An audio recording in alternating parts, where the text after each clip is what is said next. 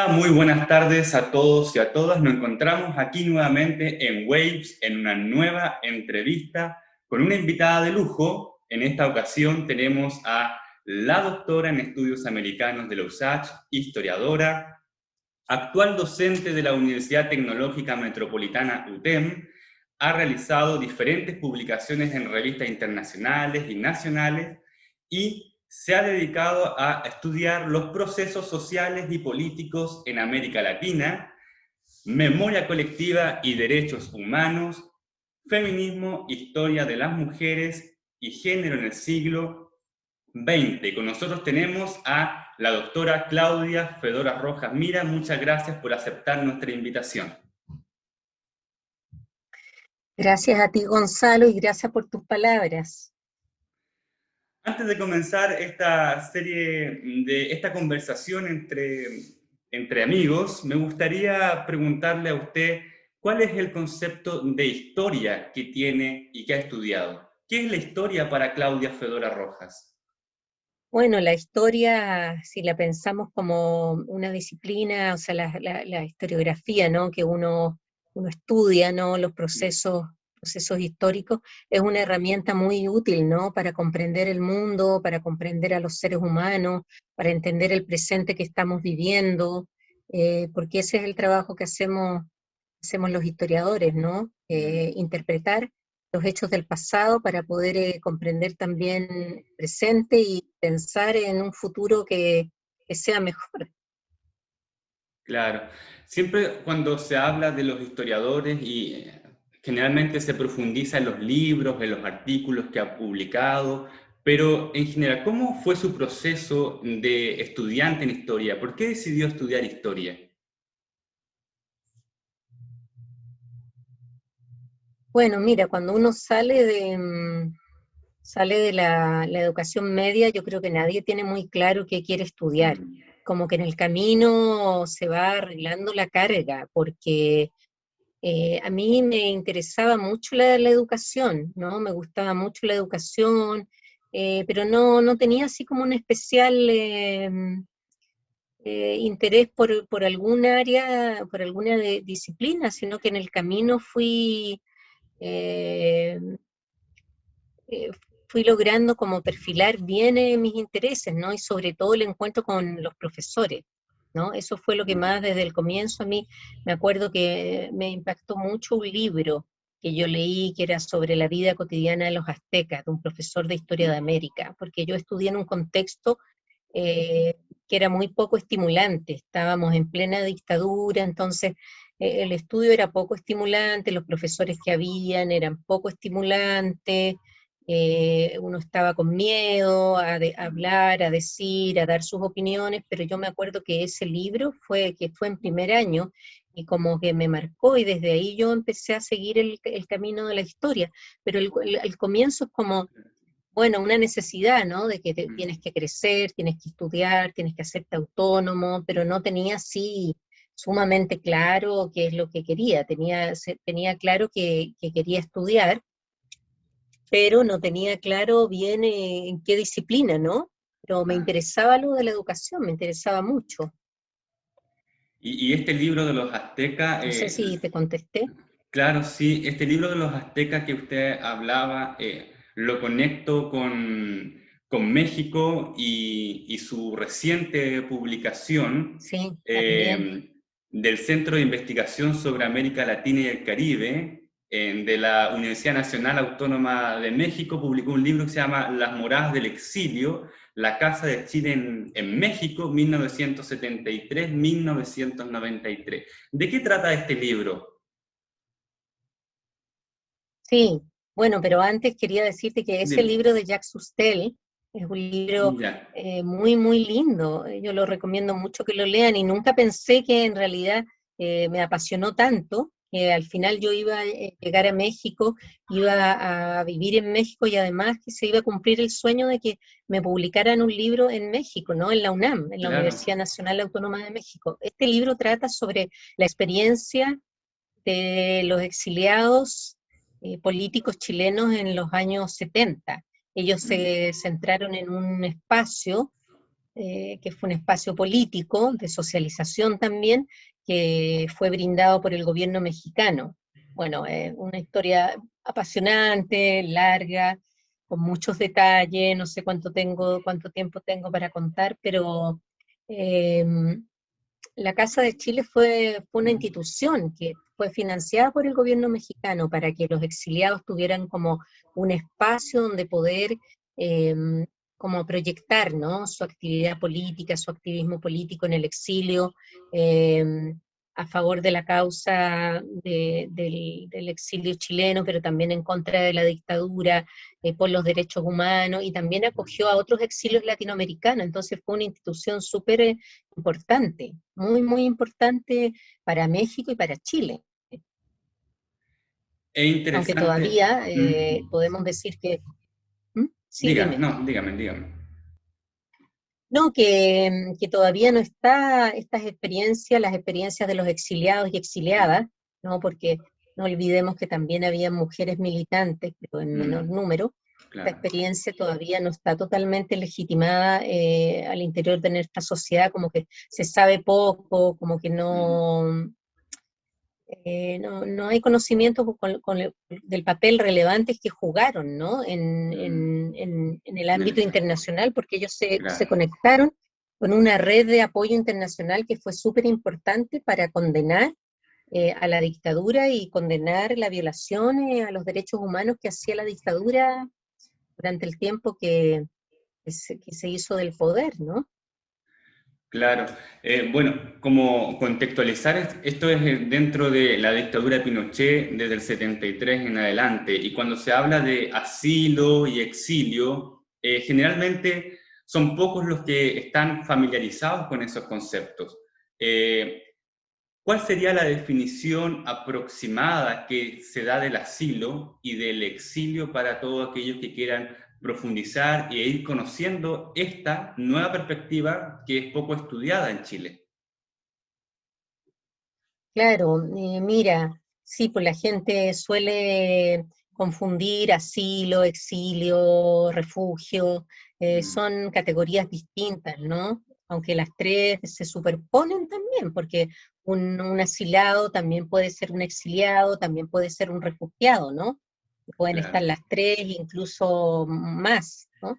Pero fundamentalmente el asilo tiene que ver con una serie de regulaciones y de convenciones que se han firmado en América Latina para proteger a los perseguidos políticos, ¿no? Está el derecho de asilo, que uno puede solicitar a otro estado, no al propio, para resguardar la vida, ¿no? La vida, la integridad. Mm, Ese es el asilo, ¿no? El asilo generalmente es político, es un asilo territorial, que puede ser una embajada, que puede ser en otro espacio que sea propio o extraterritorial del Estado, o puede ser en el propio país, ¿no? Como la gente que entra por la frontera, ¿no?, y solicita asilo territorial, ¿no? Una solicitud que se hace a otro Estado y que está regulada por convenciones internacionales. Y el refugio tiene que ver con el estatuto del refugiado, del Alto Comisionado de las Naciones Unidas para los Refugiados, ¿no?, que también es un estatuto que otorga Naciones Unidas. Y el exilio, los exiliados, es más bien una categoría que tiene que ver con las identidades de las personas. Las propias personas son las que asumen, ¿no? Porque esto es un proceso, ¿no? mm, No es que inmediatamente cuando uno, o sea, sale de un país, cuando un perseguido político sale de un país, no es así como mecánico, ¿no?, de que ya es un claro. exiliado. O Mm. sea, es un proceso identitario, que es complejo, que tiene muchas aristas, que pasa por etapas. eh, bueno, se va construyendo, ¿no?, los propios sujetos, ¿no? Yo diría que tiene más que ver con el tema de las identidades. Y estos asilados y exiliados que lo remontamos en los años 70 en Chile, y me imagino que en América Latina debe haber acontecido lo mismo en las distintas dictaduras que hubo, pero si lo tomamos como algo que fuera lejano, pero esto acontece en la actualidad, ¿se solicita Sí, asilo en el claro. mundo? Actualidad, claro que se pide asilo, ¿no? Y hasta ahora, bueno, acuérdate también Mm, el caso, el más cercano es el caso de Evo Morales, que le claro, dieron, ahí le ofrecieron asilo, México sí. le ofreció asilo para poder resguardar su vida, su integridad física, la de su familia. Entonces, es algo que sigue vigente. Lo mismo está el caso de Juliana Sánchez, que lo hemos seguido en los Eso. medios de comunicación, Mm. que él pidió asilo, me parece que fue el 2012, ¿no?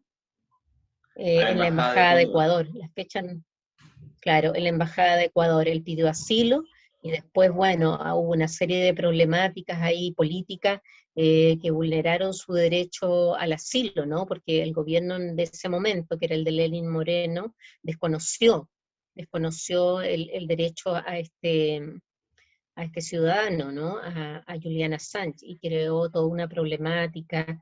Entonces, bueno, claro, porque se han desdibujado los acuerdos internacionales y el respeto al derecho internacional, porque ya ves que hay países que no respetan el derecho internacional. Eso es un irrespeto. Lo que pasó con Juliana Sánchez fue un irrespeto a las convenciones internacionales y al derecho internacional. Y en este sentido, los historiadores y las historiadoras en su conjunto, ¿cuál sería el rol o el papel que tienen ellos de denunciar estas arbitrariedades de la historia actual? Bueno, uno se dedica a estudiar más bien el pasado, ¿no? Pero uno lo que Claro. tiene que hacer es develar la realidad, porque la realidad no se ve a simple vista, ¿no? No es nítida, ¿no? Es necesario a través de la investigación, de la problematización de un fenómeno, poder develar la realidad, porque lo que es aparente no es lo real, ¿no? Y uno cuando Mm, investiga se va dando cuenta que salen un montón de temas que van cuestionando ciertas posturas de los estados, ¿no? Eso ya se ha visto, bueno, lo hemos visto en la investigación que llevamos adelante sobre el asilo político que otorgó Venezuela a países, a ciudadanos de países del Cono Sur, ¿no? De Brasil, de Uruguay, de Chile y Argentina, ¿no? Y eso, bueno, cómo hacen, cómo aplican las convenciones, bueno, depende de cada país, tienen sus realidades y algunos los aplican respetando exactamente las convenciones y otros, bueno, hay también no están están fuera, por decirte de alguna manera, tienen una postura ideológica también respecto mm. al asilo, ¿no? Es tomado como un derecho, bueno, también ahí ha habido todo un debate porque en un principio más bien se tomaba como un derecho de los estados, como una prerrogativa de los estados, y ahora se está hablando de que el derecho de asilo es como es un derecho humano, pero ahí hay toda una discusión Ah, porque los estados no quieren perder como su autonomía, ¿no? Para decidir quiénes o a quiénes deja entrar y a quiénes excluye. ¿No? Pero es un tema que todavía está vigente, sí, todavía está interesante. Y vigente, sobre todo claro que esto sí. de la conexión que usted está realizando con los derechos humanos y lo que hacen los historiadores de reflejar o de velar las problemáticas del pasado, pero cuando devela esas problemáticas del pasado, me imagino que lo que trata el historiador es mostrar o demostrar un aprendizaje para no repetir los errores en un futuro. Quizás no sea esa la intención principal, pero probablemente se pueda utilizar la historia para un aprendizaje. Y en este mismo sentido, eh, usted estudia entonces esta época oscura de Chile, pero nosotros estamos viviendo desde el 18 de octubre una situación eh, de crisis política nuevamente, y cuál sería esta enseñanzas que nos deja el pasado y que quizás podríamos utilizar en la actualidad.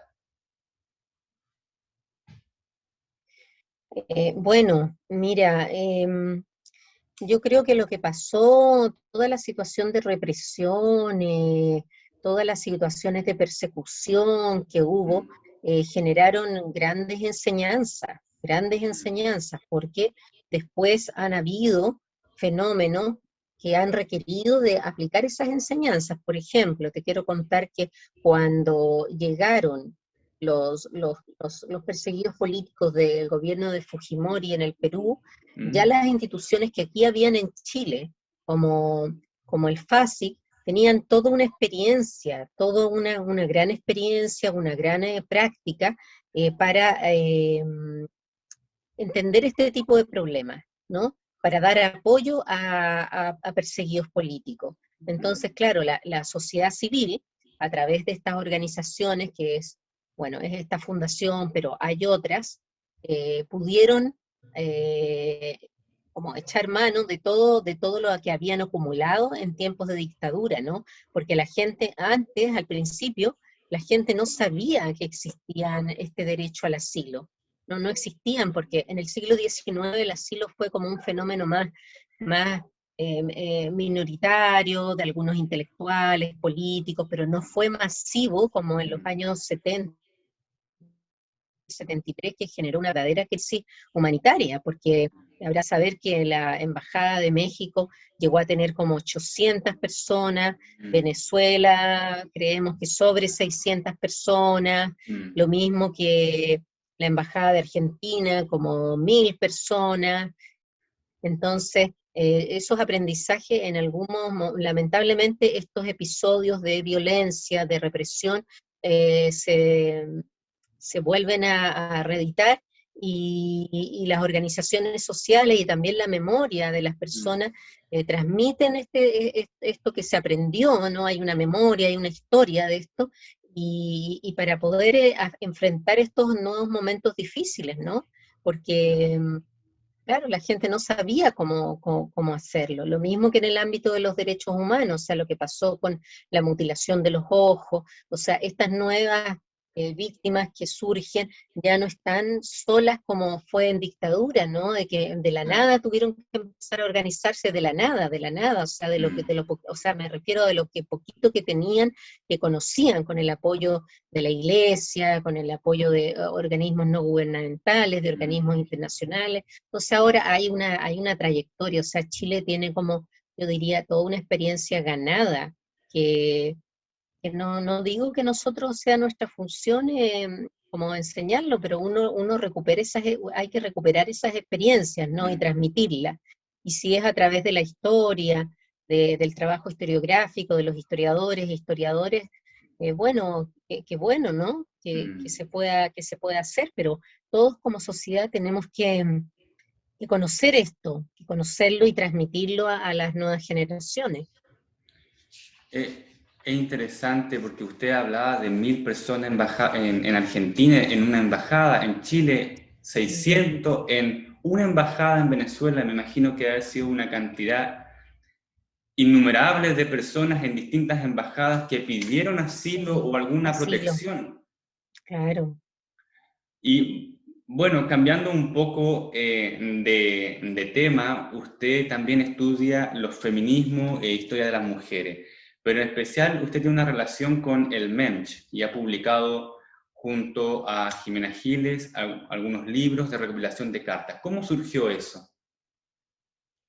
Bueno, esta es una historia muy antigua que se remonta, diríamos, a cuando hicimos la licenciatura, ¿no? Cuando estábamos estudiando en la universidad y quisimos hacer una tesis que fuera algo novedoso, algo que nos motivaba, porque tuvimos la suerte de tener como compañera a Jimena Giles, la nieta de Elena Cafarena. Entonces pudimos conocer a Elena Cafarena en persona,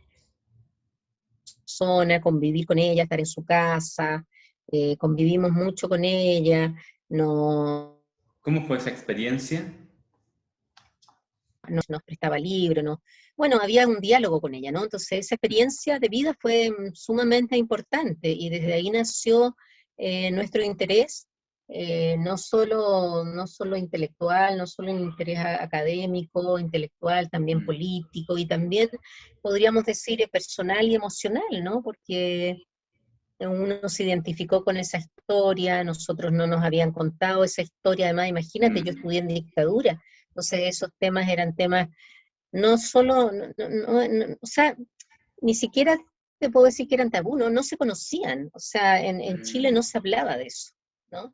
Entonces, no había profesores con los cuales uno pudiera dialogar sobre esos temas, pero uno se daba cuenta, o sea, uno se estaba dando cuenta de lo que pasaba, ¿no? De la violencia y especialmente la violencia contra las mujeres, mm, y que en la historia jamás aparecían mujeres, aunque teníamos profesoras mujeres, pocas, mm. pocas, pero no tenían un punto de vista feminista. El encuentro con esta feminista de los años 30, Elena Cafarena, fue una experiencia de vida extraordinaria, ¿no? Que nos marcó yo creo que a las cuatro que estábamos en ese grupo de la licenciatura, ¿no? Que quiero recordarlas en este momento: Eda Gaviola, Jimena Giles, Lorena Lopresti y quien habla. Y ese legado que les dejó Elena Cafarena y los estudios que han realizado ustedes, ¿cuál es el compromiso que han tomado consciente o inconscientemente para seguir en esta lucha por la visibilización de la historia de las mujeres Claro, específicamente?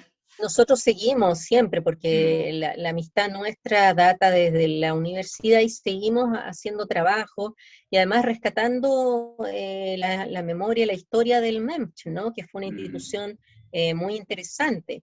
Y bueno, tú sabes que nos encontramos con un cúmulo de cartas que habían sido guardadas de manera intencionada, ¿no? O sea, no fue casualidad. Esta Elena Cafarena tenía una visión, o sea, pensaba históricamente, yo creo. Ella pensaba históricamente porque ella guardó las cartas, mm, mm. guardó y se dio cuenta de que estas cartas iban a ser muy importantes para las futuras generaciones. Por lo que no es, o sea, no es una casualidad, no es que, pucha, ella guardó papelitos porque sí, ¿no?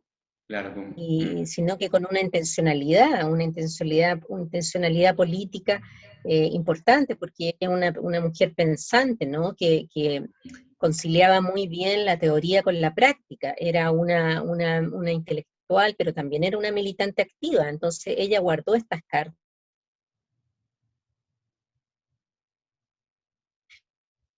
luego se entregaron como un patrimonio para toda la sociedad chilena, ¿no? De lo que habían sido las luchas de las mujeres del MEMCH por la mm. consecución del derecho a sufragio pleno, pero también de otros derechos, porque el MEMCH cuestionó la maternidad, cuestionó el tema del aborto, cuestionó el tema del divorcio, o sea, muchos temas. No se refirió solo al sufragio, pero eh, el derecho a sufragio fue como la demanda eh, más sentida, que unificó a más mujeres, ¿no? Pero el MEMS se Mm. ocupó de muchos otros temas, muchos otros temas. Ellas hablaban en ese entonces de liberación biológica de la mujer.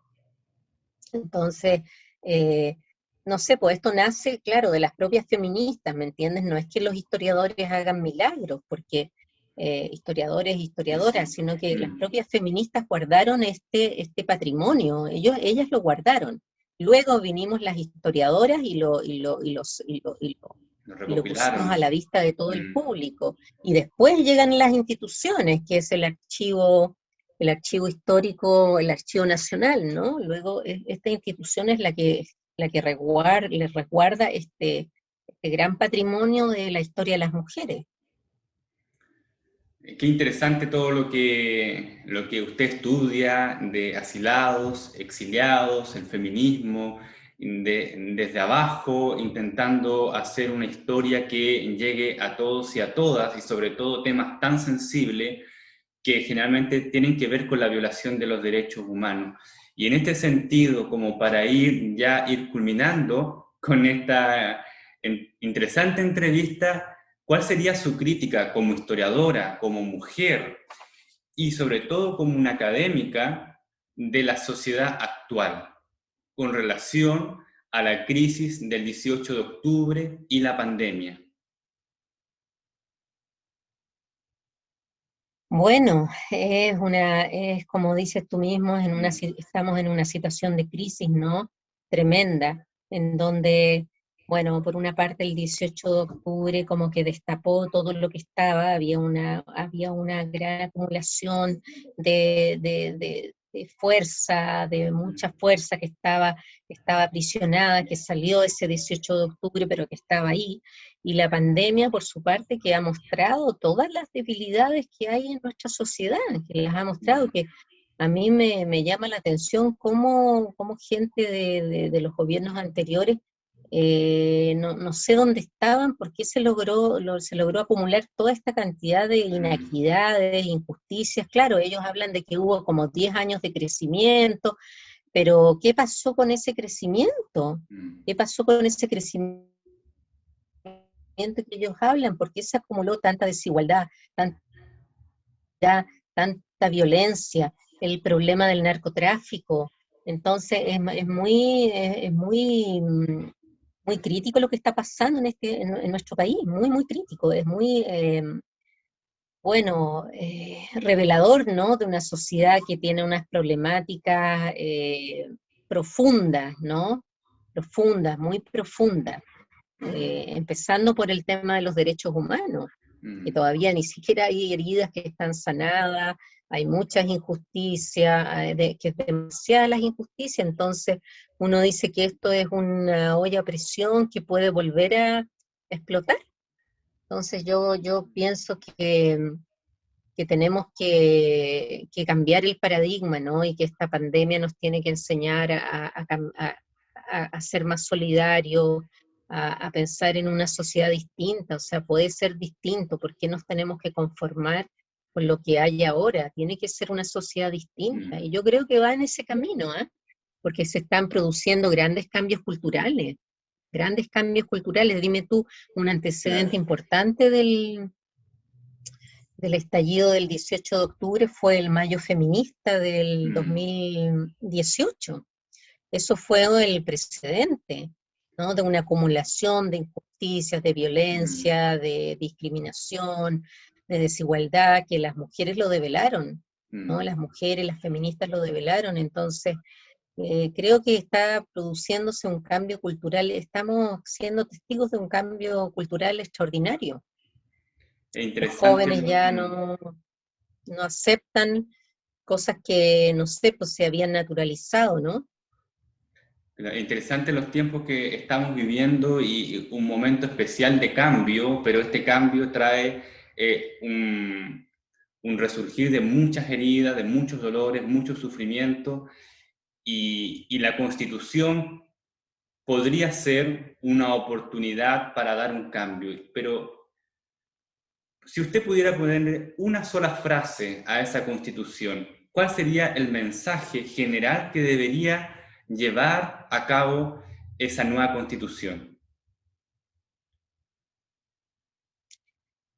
Bueno, es difícil en pocas palabras, ¿no? Mm, Pero esa constitución debiera tener un compromiso, ¿no? Debiera tener un compromiso fuerte con la democracia, los derechos humanos y creo que también con el feminismo. Sí, creo como que debiera tener, esos como que debieran ser los valores y los principios que guiaran esa constitución, una constitución feminista, democrática y basada en el respeto a los derechos humanos, ¿no? Que eso fuera prioridad, fuera lo prioritario, ¿no? mm, Va a depender de lo que nosotros seamos capaces de lograr, ¿no? De hacer. mm. Muchas gracias, Claudia, por esta entrevista y para culminar con un broche de oro, ¿qué mensaje daría usted a las y los estudiantes que deciden estudiar historia en un tiempo como este? Bueno, que es una experiencia fascinante, es una experiencia muy fascinante, que uno empieza a mirar la realidad de otra manera cuando va descubriendo cómo ha sido nuestra vida en otras épocas, empieza a pensar, ¿no? Históricamente que las cosas no siempre han sido así y se da cuenta de las posibilidades de cambio, de la gran posibilidad que tiene la humanidad de cambiar, ¿no? De cambiar, de transformarse, de reconstruirse.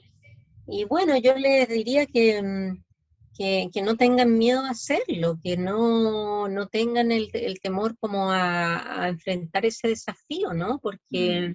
cada vez va a ser más importante esta disciplina, cada vez está siendo más importante esta disciplina, ¿no?